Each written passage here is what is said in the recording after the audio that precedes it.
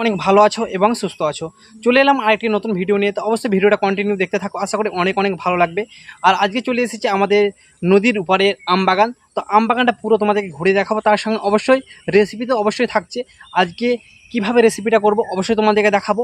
তার আগে তোমরা পুরো আম বাগানটা ঘুরিয়ে দেখাবো তোমাদেরকে। আর এবছর আম সেরকম ধরেনি, এবার যাই হোক কিছু কারণের জন্য এবছর আম সেরকম একটা নেই বাগানে। তো যতটা পারবো তোমাদেরকে শেয়ার করব, আর পুরো বাগানটা তো অবশ্যই তোমাদেরকে দেখাবো। আর আসল কারণ হচ্ছে আমি বাড়িতে ছিলাম, তো বাড়িতে খুব একটা হাওয়া বাতাস পাচ্ছিলাম না, সেই জন্য একটু বাগানে এলাম। ভাবছি বাগানে গেলে একটু আরাম পাবো, কিন্তু বাগানেও কোনো হাওয়া বাতাস কিছু দিচ্ছে না, পুরো গা ঘেমে গেছে। তো সেই জন্য বলছি আমার হাওয়া খেয়ে পেট ভরে গেছে। তো চলো এবার বাড়ির দিকে যাব। বাড়ির দিকে গিয়ে তোমাদেরকে রেসিপিটা তো অবশ্যই শেয়ার করতে হবে, তো রেসিপিটা অবশ্যই শেয়ার করব। দেখতে পাচ্ছ আমগুলো কতটা আছে এই ডালটার মধ্যে। এই গাছটায় বেশি আম রয়েছে। ভেড়াগুলি এখন তারা খাবার খেতেই ব্যস্ত রয়েছে। দেখো কতটা সুন্দর লাগছে, তারা আপন আপন খাবার খেয়ে নিচ্ছে।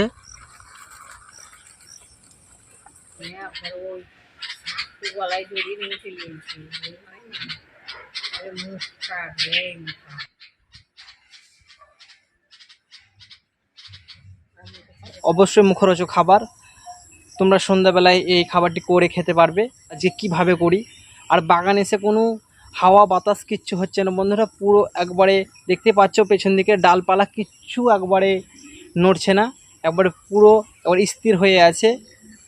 তো ভাবছি বাড়ির দিকে যাবো, বাড়ির দিকে যে তোমাদের কাছে এই রেসিপিটা শেয়ার করব।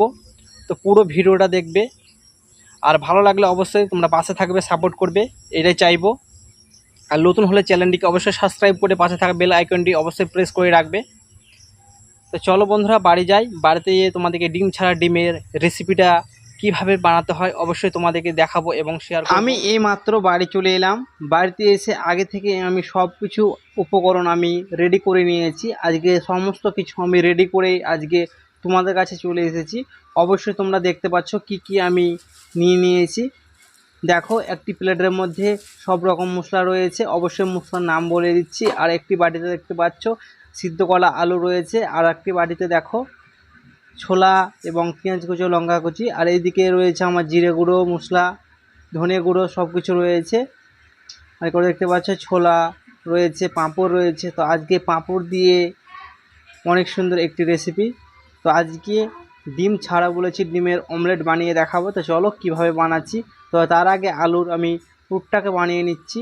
তো সমস্ত জিরে গুঁড়ো, ধনে গুঁড়ো, গরম মশলা, চাট মশলা দিয়ে লবণ দিয়ে আমি আলুর মধ্যে দিয়ে দিলাম।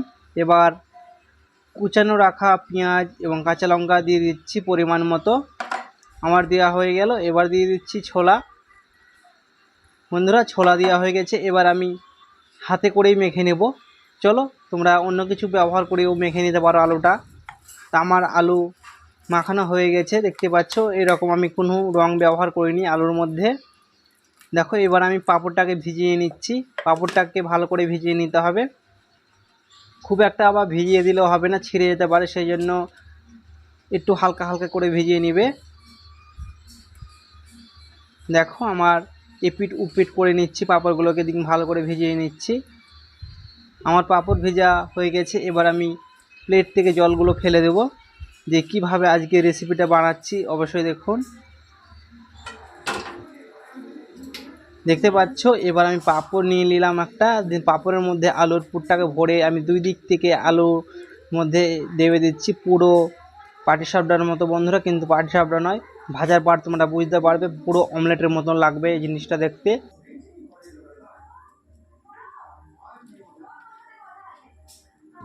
তোমরা বানাবে, অনেক টেস্টিং খাবার। দেখো আরেকটু বানিয়ে দেখাচ্ছি। আমি একটি পাঁপড় নিয়ে নিলাম, পাঁপড়ের মধ্যে আবার সে আলুর পুর ভরে নিচ্ছি। এইভাবে আলুর পুরটাকে ভরে নেবে। দেখো আমি দুই দিক থেকে আবার দেবে দিচ্ছি, আমার হয়ে গেল। চলো সমস্ত আমার প্লেটে দেখতে পাচ্ছ আমি চারখানা করেছি, তো চারখানার মধ্যে আমার চারখানায় রেডি হয়ে গেছে। এবার আমি তেল গরম বসিয়ে নিয়েছি, তেলটাকে আমি এবার তেলের মধ্যে ছেড়ে দিচ্ছি একটা একটা করে। একটু ভালোভাবে ভেজে নিতে হবে। এবার আমি উল্টিয়ে পাল্টিয়ে নিব একটু করে।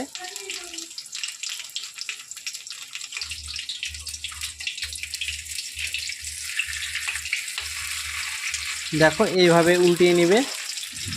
দেখো পুরো ডিমের অমলেট লাগছে না বন্ধুরা, পুরো মনে হচ্ছে ডিমের অমলেট বানালাম।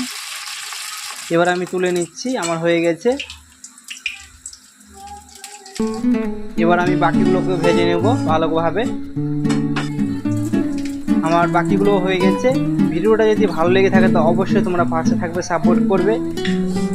আবার দেখা হচ্ছে আবার অন্য কোনো রেসিপির সাথে। ততক্ষণের জন্য সবাই ভালো থাকবে, সুস্থ থাকবে।